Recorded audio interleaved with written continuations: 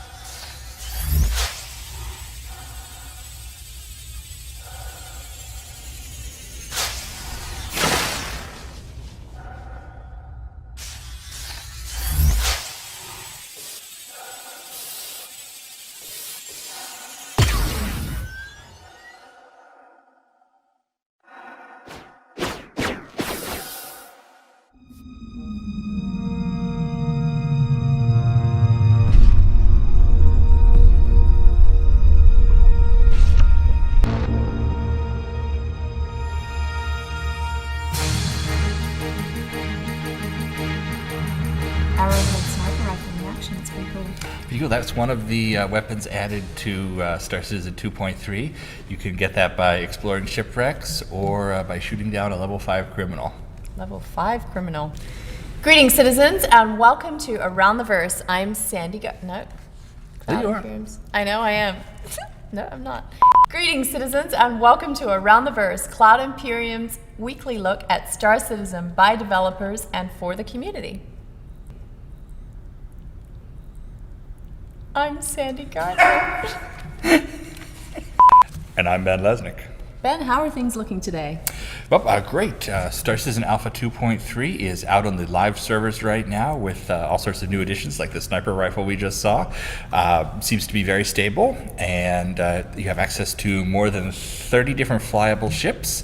We've got FPS mechanics, we've got a giant arena that you can explore and interact in, and we've got things like Arena Commander for dogfighting and racing, and the hangar module and ArcCorp for exploring. And what are the team working on today? Well, I'm happy to announce that we've just branched to 2.4, which means that kind of development has centralized around the features we want to get out in the next patch, and you'll be hearing more about that in the coming weeks. And I understand that I went on a little adventure today. Yes, I forgot to hand that over to you. And I understand you went on a little adventure today. How was that? I did. I went out to our shippers' warehousing out at the City of Industry. So Alexis and I went out there to look at the different warehouses to improve our logistics of shipping merchandise to you guys. We're looking at this primarily for the collector's boxes, but going forward for all of our merchandise. So. Yeah, 'cause traditionally we ship things from right where the factory is, and now we are thinking we can do it better. Mm-hmm. And hopefully have local warehousing in the States here, in LA, and also in Europe, and also potentially in Australia. Sounds good. Yay. April Fools, we delivered a career of food delivery that everybody seemed to like. I really enjoyed it. We also shot a little video that was green screened and with some fun music. And we've heard from people everywhere. You all want the Big Betty skin for the Reliant. It's not something we can put in the game today, but we appreciate your passion. As for food delivery in general, you will certainly be delivering things in the game, and why not food? So some of it may be closer to reality than it seems. Themes? Themes. Themes? Seems. Seems. Seems. I actually wouldn't mind doing some food delivery. It'd be fun, I think. Yeah. The monthly report drops tomorrow. Check the con link for an in-depth report from each of our studios. What is the next one? No flare is not what our concierge backers will be saying, as the long-promised concierge flare will be delivered tomorrow. Here's a sneak peek. Check it out.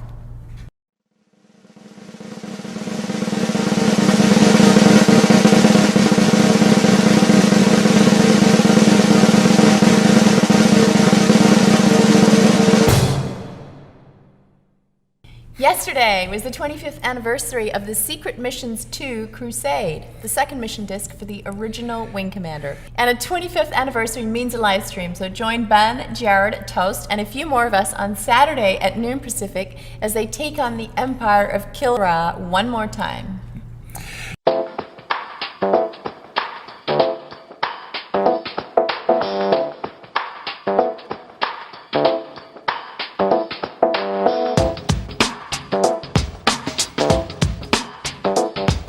That's all the Wing Commander for today. Now let's check in with our studios around the world.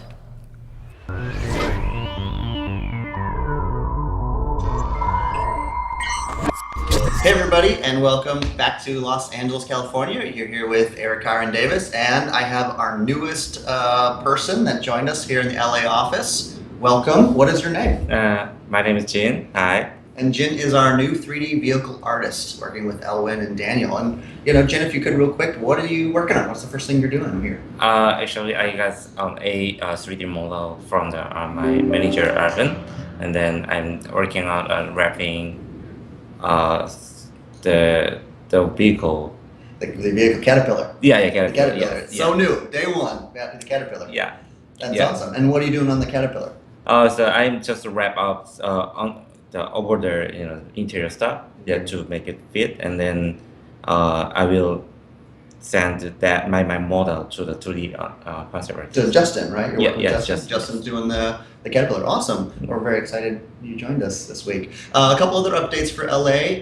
As Jin just said, Justin's actively working on the concept art for the Caterpillar. Caterpillar's a really big ship for us here in Los Angeles. Yes. And there's a bunch of other stuff, obviously, we're working on. The light marine is being worked on, as well as some shaders and texture items with Omar.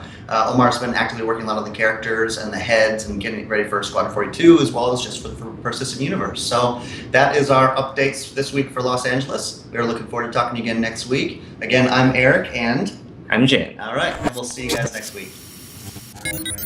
Hey guys, Jake Ross here, producer of the Austin Studio, and I'm here with you this week to talk a little bit about what's going on here in Austin.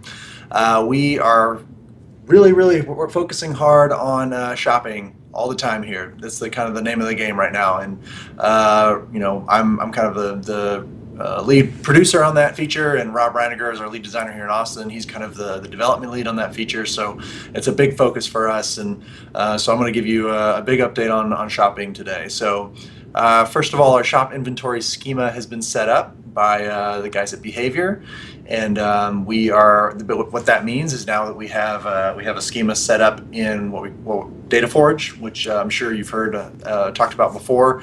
It's kind of a big data center for a lot of stuff that goes on in our game, and so the schema will be in DataForge, and we will have Rob go in and kind of fill out everything in that schema that will appear in our shops. So that's where our shop inventories will live. That's where the game will pull the data from to populate the stores with. And it'll have all the information that you see in Mobiglass listed there as well, including the price. So that's one other thing we've been working on is a pricing formula for all our commodities and components and weapons and ships.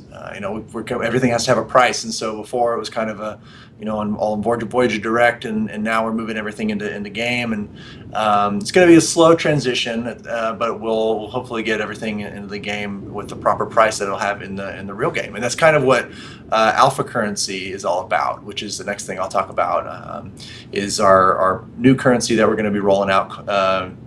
Internally, we call it alpha currency. Not sure if the name will change or not, but it's basically just a test currency. That's all it is for. It's there to exist, to test with, and then to be wiped away. And so, we're hoping it's going to be kind of like the Arena Commander leaderboards, where every now and then we have like a season, and then we wipe it and start a new season. And so it's really there for us to kind of hone in on what the prices should be like, balance the game a little bit, without having to mess with y'all's real hard-earned dollars in UEC. So that's kind of what alpha currency is all about, and you'll be able to earn alpha currency in game via completing missions, killing players that have a high wanted level, taking down tons of pirate swarms and that kind of thing. So you'll still be able to earn the alpha currency in game and then and use that in the shops when it comes online. So that's a pretty cool thing that we're going to have. But all of those prices are set in the shop inventory schema that has just been made. So it all kind of ties together like that. And then along those same lines, Cubby Blast. We've set up the shop inventory for Cubby Blast, and it includes what you've seen in there so far. If you've ever gone into Area 18, kind of gone around it, looked inside Cubby Blast there. It's really just for show right now, but you kind of see what we're going for there. We have the weapon racks all set up, so you can see the different weapons that we have. One thing we are adding for this go-around are these pedestal things that'll sit in the back of Cubby Blast that will have mannequins standing on them, and on those mannequins we'll have armor. We'll have this new flight suit that the character team is working on here. So and a few variants of that flight suit. So we were thinking about, well, what makes sense, because Cubby Blast, it's a personal weapons shop, but we don't have an armor shop set up yet. There is an armor shop dedicated solely to armor on the Levski landing zone in Nix, but for this first release we won't have that. So we want to make sure that we still provide players with an opportunity to have armor, to have these flight suits that I'm talking about. So we thought maybe we put them in Kasaba, but it just didn't make sense fictionally to be in there. So we're going to put those in Cubby Blast. So we needed a spot in Cubby Blast for those mannequins, so we're setting up a space just for that. So that's kind of what we're working on with Cubby Blast. So yeah, Cubby Blast, shop inventory and pricing. Lots of different things going into shopping.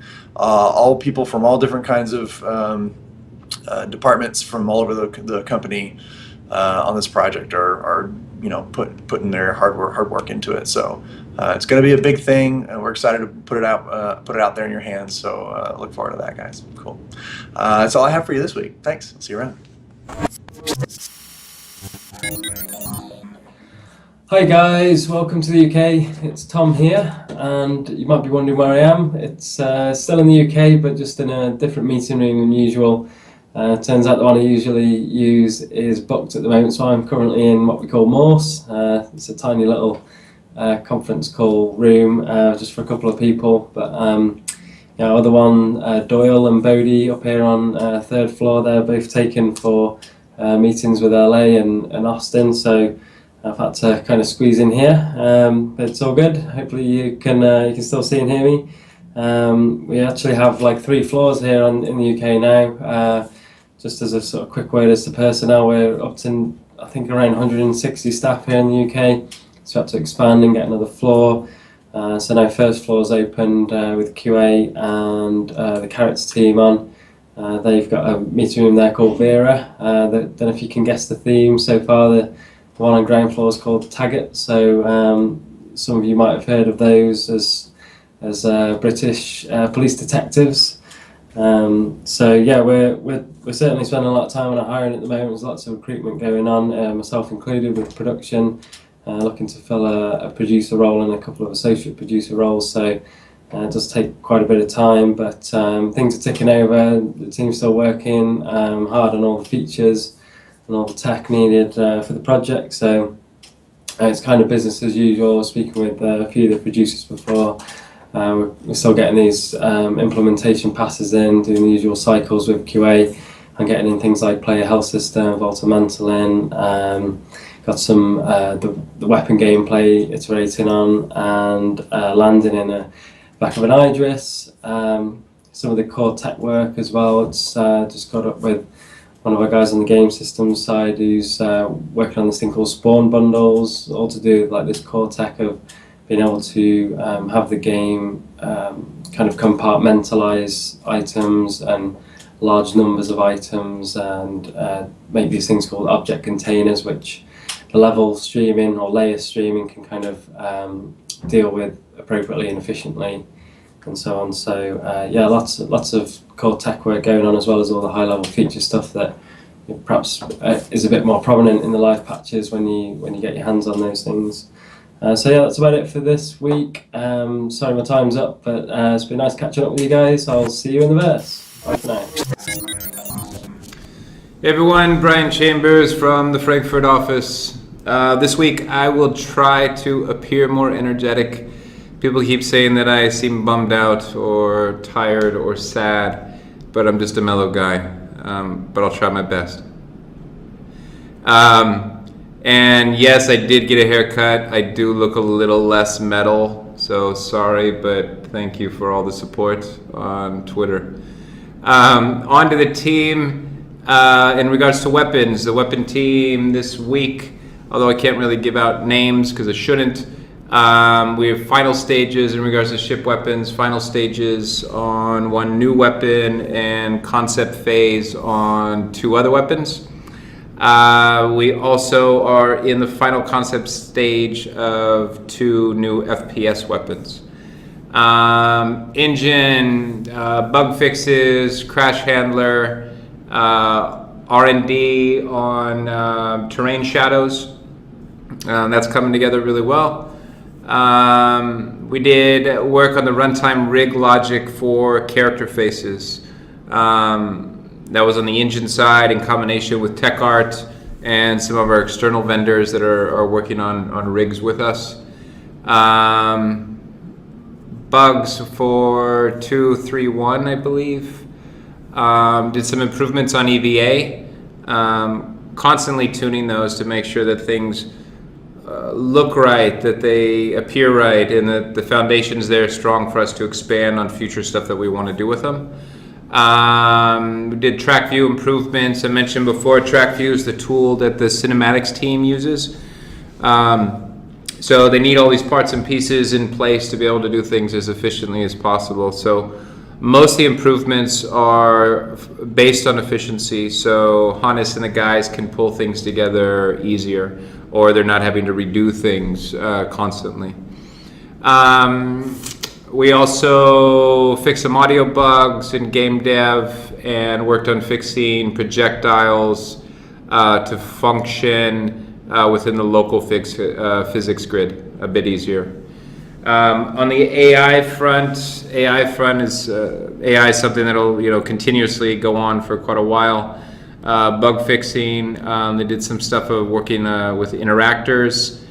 They're doing some testing in the Idris on a terminal and seeing interaction there and how that's functioning. Subsumption is something that's always going to be going on, so continue to work on there, and a few various other things.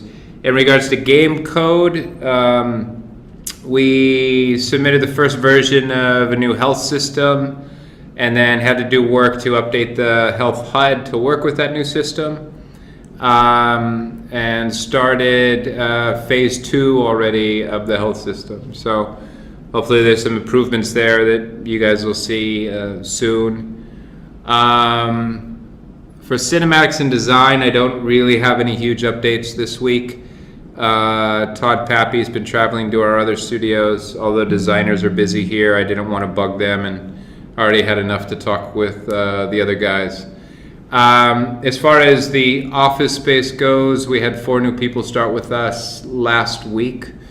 On April 1st, we had Melissa, QA on the engine side. She's a transfer actually from the Austin team. I think that team's put out some videos, so you may have seen her in the past. We had Owen, who is a senior animator on the cinematics side to help out with the cinematics team. Also for the cinematics team, senior producer Judith. Happy to have her on board to help us start wrangling more of this stuff together. As of now, all those kind of tasks of wrangling everything have been shared. And then we had Anis, which is an engine programmer. So yeah, 4 people within one day is pretty nuts. But so the team is also busy, what we call onboarding those guys, is making sure from each discipline they meet the right people, they know where all the documentation is, they know where all the best practices, they start reading up on the discipline a bit more, understand what they need to push on, and so on. So I've already talked for almost 5 minutes because I have a clock right here. So I will shut up, but thanks again for all the support. Thanks for all the messages. Hopefully I was a little more peppy. I know I'm not crazy peppy, but yeah, thanks and see you next week. Thank you, folks. Let's check in with Community Manager Jared Huckabee, who sat down with Design Director Todd Pappy. In this week's A.T.V. interview.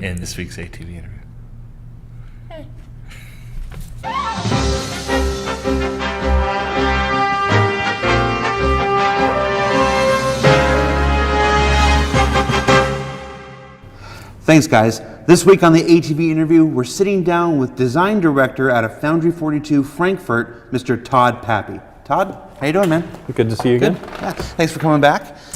You're in town for like a day, and I begged you. Like, a week and then a day. Like, please, will you come in and will you sit on the show and talk? Now, we've had you on the show before, but every time it was like almost half a year ago. We've gained 300,000 new people who have no idea who you are.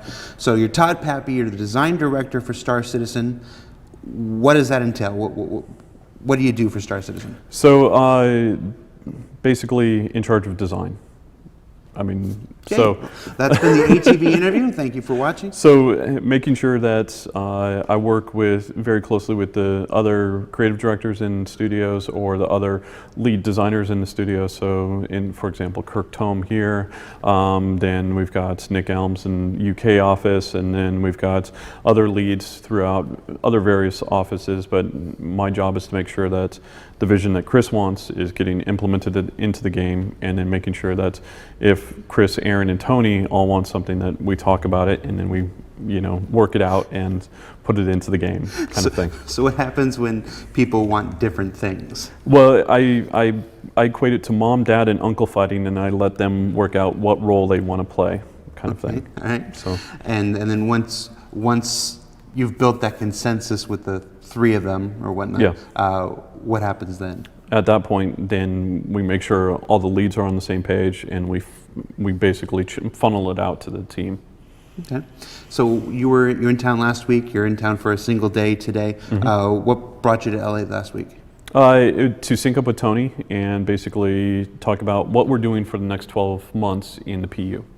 Okay. And so sitting down with Tony, Aaron, and Ricky, and basically scheduling out, what kind of careers we're going to be working on, what type of environments are we going to be building and pushing out, and then what kind of tech do we need in order to facilitate all of that stuff. So what are we doing for the next 12 months in the PU? What kind of careers are we doing? What kind of tech do we need? So with the PU, I mean, obviously we're starting to really dig into the mission system. One of our goals in particular is to make sure that we're introducing non-combat centric roles. Just because right now we know everything centers around fighting. Now part of that was just taking what we had in AC, and now it's just a bigger playground. But now we're going through and talking about cargo, salvage, rescue, escorting, and I think about 5 other ones that we felt were unique to, or what we felt we could do a really cool take on in Star Citizen, and really start fleshing out the world and making sure that it has these other roles that the players can go and actually do, and just not shoot everything. Now, that's not to say that our work on the shooting part is done. No, not even close. And then obviously still, I mean, with FPS and everything like that, we're still working on a lot of the base mechanics, getting those, as smooth as possible.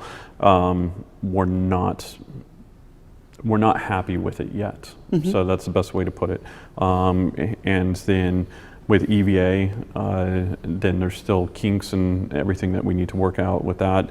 The gunplay, Bender and I were talking about that this last week, as far as getting the movement in the weapon so that when the player moves the stick right, well, we get the gun twisting and basically you start getting that shuffling, but it's more one-to-one. So as if you're playing with a stick, then you're getting that exact movement, and the gun is moving exactly the way that you want it to.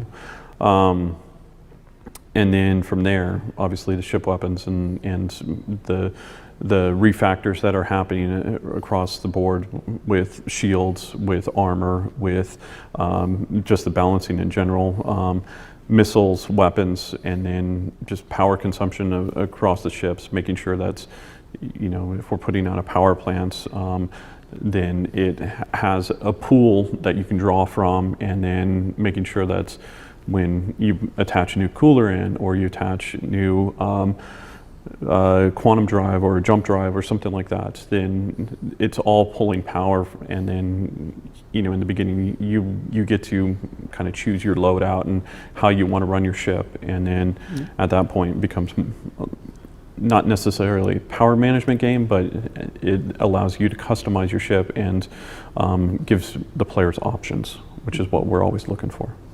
You mentioned a little bit about the FPS stuff. That's still ongoing development from the Frankfurt office? From the Frankfurt office, as well as UK, and then vendors out here in Santa Monica. But the weapons are being built out of Frankfurt office. I'm out of the Frankfurt office. Our producer, Alex Marshall's out of the Frankfurt office. And then our designer, John Crew, is in UK. And then we've got our programming team led by Jens. And then we've got Gordon and Romulo. Those are all UK. And then we've got Ivo Herzig in Frankfurt. And then we have our animators, Dan McGaughan and Colin and Usdin in UK. Okay. And so we've been slowly adding FPS aspects to Crusader. We had weapons with each patch. We've added additional animations and stuff so that people are moving more smoothly. Chris in the special subscriber edition R.T.V. last week talked about how we're adding mantling and vaulting and stuff. Is that all work that's going on from the Frankfurt office, or? Well, out of both of those offices. But yeah, that's what's being pushed on, and it's more about just interaction with the environment, allowing the player to navigate, and then also cover. So like cover was the first thing to get in, and then from there, then it's navigation based off of that cover state, and then from there we'll go on to looting and other things. So it's slowly building, the way that we want it to be built. And this isn't just work for Star Citizen. This work applies to Squadron 42 as well. This work applies directly towards S42, and anything that is S42 related is higher priority. Gotcha. So, I mean, it may seem obvious, we talk about the first-person universe and stuff, but there are first-person aspects to Squadron 42. Yes. Yeah, okay. Just getting that out there. Yeah. All right, I think that's about all we needed from you this week, man. Thanks for taking your time to stop in. I like the studio. Yeah, no, we're pretty happy with it. I mean, nothing's straight, everything's crooked, but that's pretty I like good your little reflection coaster over there.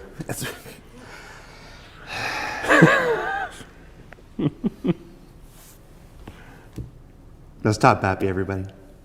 Back to you guys.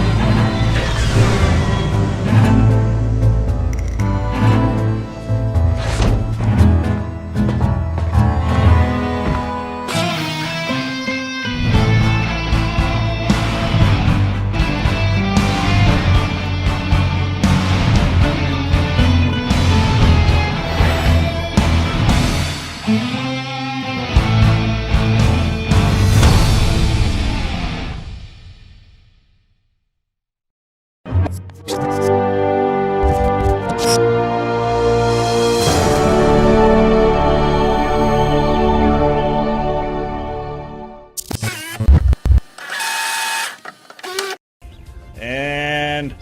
fire! Wow! Yeah! This thing is so big, you can do donuts inside of it. There you go, it's official. Alright,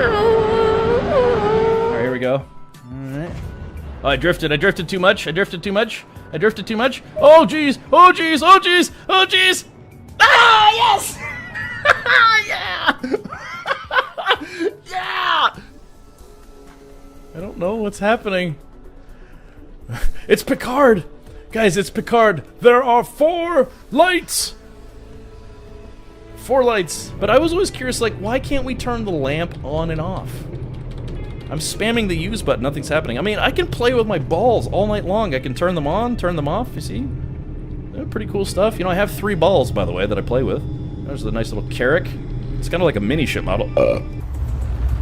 Body slam! Stand by. Scanning. Yeah! Body slam! No, but I'm wrecking my own ship. Crap. There is some exemplary flying happening here today. A real treat. All right, here we go. Ah! Yeah! Yeah, and I finished with an explosion. Threats against me to come to fruition. Ah, there's an alien on board the ship. Get off my ship. Ow, get off. Son of a bitch. Damn it. All right. She went to go skulk off into some other random part of the ship. Welcome everybody once again to the wonderful world of Star Citizen. I'm your host, Community Manager Jared Huckabee, and on the wonderful world, we take a look at all the content creators in the Star Citizen universe, be it Twitch streamers, YouTube makers, the folks who make cool battle armors, 3D printed ships, t-shirts, original fiction, original artwork. Basically, if you create original content set in the Star Citizen universe, well, there's a chance you'll appear here on the wonderful world of Star Citizen. Now, joining us this week is Star Citizen Twitch streamer, Mr. Captain Richard. Mr. Captain Richard, I messed that up. How you doing, man? I'm doing fine. Thank you for asking. You're not supposed to say Mr. when you say Captain. It's 2 titles. Do you prefer Mr. Richard or Captain Richard? Captain Richard would be great. All right, thanks, Tim. Now, Captain Richard, you're a Twitch streamer. Why don't you tell us about how you got started? Okay, well, I had never really done any streaming before on Twitch. It was kind of newer to me. I had a buddy of mine who actually was a Twitch streamer, and he was, pretty much almost every day on Twitch, and he kind of suggested that I check it out and get into it. And it was a little bit before the release of Arena Commander for Star Citizen. And I've been playing Star Citizen since day one of the release of Arena Commander. And I saw a couple Twitch streamers who were streaming the game as well. And I was like, you know what, I'd kind of like to do that. It seems like it'd be kind of fun. And now here it is, a little over a year and a half later. I've been streaming Star Citizen gameplay every Monday through Friday for over a year and a half now. All right. Now, a lot of people think, hey, this is easy, I can stream. Why don't you talk to us a little bit about the challenges inherent in being a video game streamer? Oh, well, I would say the biggest challenge, if you're like a semi-regular or even a full-time Twitch streamer, is you have to be dedicated. You have to be willing to just, say, hey, I'm going to do this when I tell people I'm going to do it. Yeah, not everyone has a fixed schedule, but I would say that was the biggest hurdle for me, was just, getting myself to just commit to doing it. I don't think I've ever committed to anything for over a year and a half so consistently, but yeah, I would say that would probably be just, not doing it for like a couple days, 1 week, maybe a day, another week. I would say if you're going to get into it, just commit to it. I will admit that it does get a little tough socially when you're like, hey, I'm going to be at, on this time every single weekday, and, some buddies want you to come out, or you've got to, you want to take trips or whatever. So yeah, you just kind of have to balance the two. But I would say consistency and commitment are probably the two qualities you'd want to have if you want to become a Twitch streamer, a regular Twitch streamer. Yeah. Well, people have to know when you're going to be on. Yeah, exactly. All right. So there's a lot of Star Citizen Twitch streamers out there. What sets your stream apart from the others? Oh, well, actually, every night, what I do when I start streaming is I actually do kind of a nightly news type segment where we cover everything that's happened in the day for Star Citizen, whether it's releases of a PTU, updates from the chairman, so just 10 for the chairman, or discussing just some of the other releases that happened that day, or maybe, the previous day. So I would say that if you would like to learn more about Star Citizen or what happened at that current day, yeah, check it out. I do that at the beginning of every stream before we jump into Star Citizen. And then I would say that one of my goals is to try to get people actually into the game. A lot of people just, they're going to sit there and watch Twitch gameplay. But when people are in chat, I try to bring them out of chat and actually into the game. Play with me. Let's go on some adventures and that kind of thing. All right. Now, one of the things that's always curious to me is how the heck you guys make money doing this. What are some of the ways folks can support Star Citizen streamers? Oh, well, I mean, the bare bones is you could set up a tip system if you want. There's a few different options out there.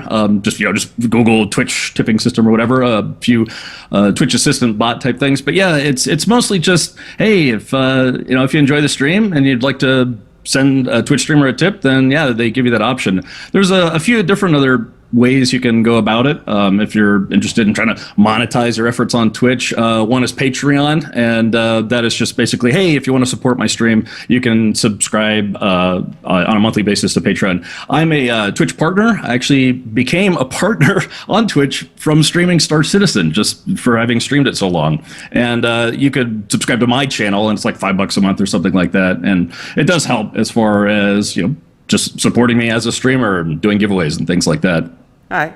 Now, you say you've been streaming since Arena Commander first dropped, and it's been a while since then. What kind of things now that we have Crusader, what kind of things do you do in Crusader that folks can see when they tune into your stream? Well, apart from doing some of the more standard stuff like the missions or exploring for wrecks out at Yella, I try to come up with fun, like adventurous type things for us to do. Set little challenges. The weirder the better. But yeah, that's about it. Just kind of not like a choose your own adventure book, but creating your own adventure. And I think even in the long term for Star Citizen, yes, there's going to be missions. There's going to be bounty hunting and shipping and having all sorts of tasks in the game where you're getting paid in UEC. I think that a lot of the fun is just going to be going on your own adventures and setting up your own events, such as like Operation Pitchfork is already a massive player driven event that will hopefully take place later on. But yeah, I personally think that other than doing the intended content, making your own content is also going to be equally fun. All right. And what's one of the things you're looking forward to most in Star Citizen? Well, actually, my first pledge ship was the freelancer base, and I kind of want to get my space trucker on. It's in a way, once you're, if you're playing it for the first time and going to different systems and trying to, haul cargo, it's almost like exploration in a way if you've never been there before. But yeah, I'm looking forward to both being a space trucker and an Idris captain, so I can be, Captain Richard. All right. And finally, before we let you go, is there any message you'd like to give to the Star Citizen community?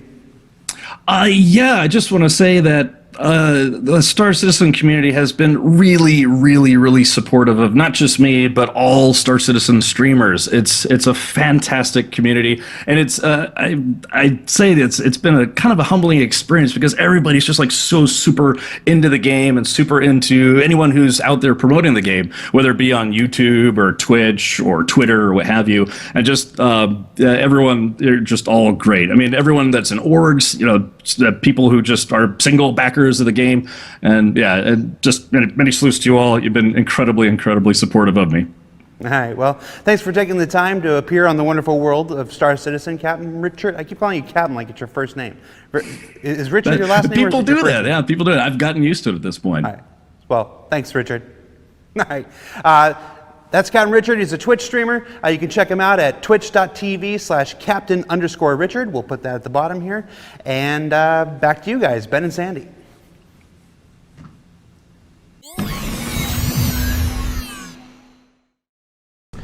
Hey there, Tyler Waken here, Community Manager in the Austin, Texas studio, here to bring you this week's MVP. A huge congrats goes to Mike Willis UK on his extraordinary efforts developing a web page that catalogs every question and answer ever asked on 10 for the Chairman, with easy filtering. I can't even count the amount of times that I've tried to reference something that Chris said a long time ago and ended up giving up because I couldn't find it. But now it's easy at www.scqa.info. So big congrats to you, Mike. You're this week's MVP. Back to you guys.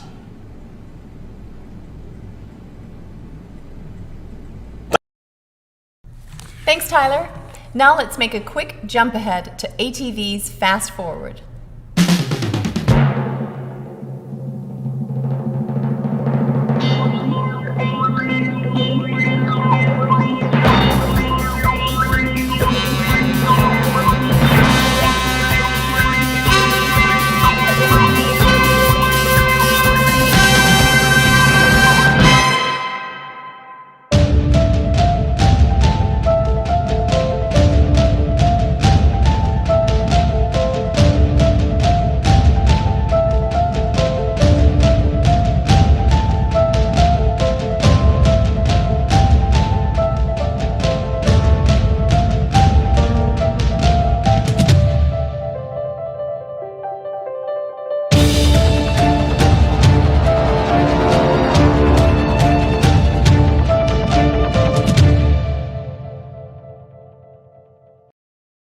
Be sure to tune in tomorrow at 11 a.m. Pacific for Reverse the Verse on Twitch. We'll be talking about that fast forward and all other aspects of Star Citizen's development.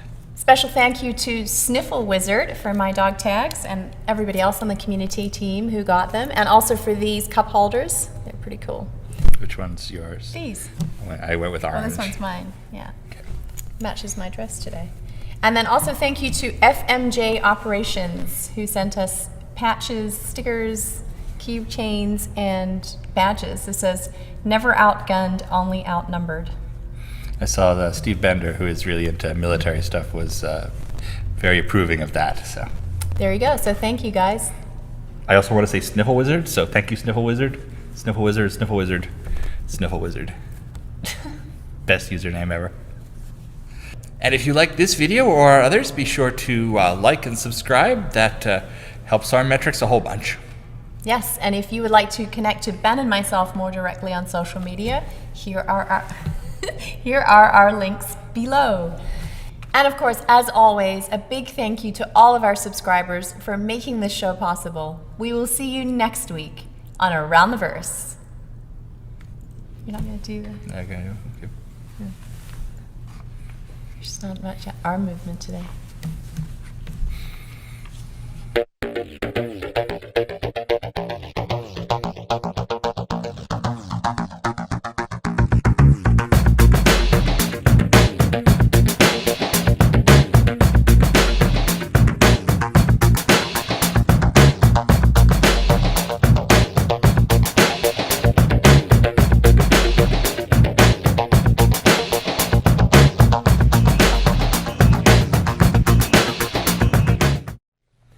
Did you know that many of Star Citizen's developers are on social media? If you would like to follow Star Citizen on Facebook, you can find us here.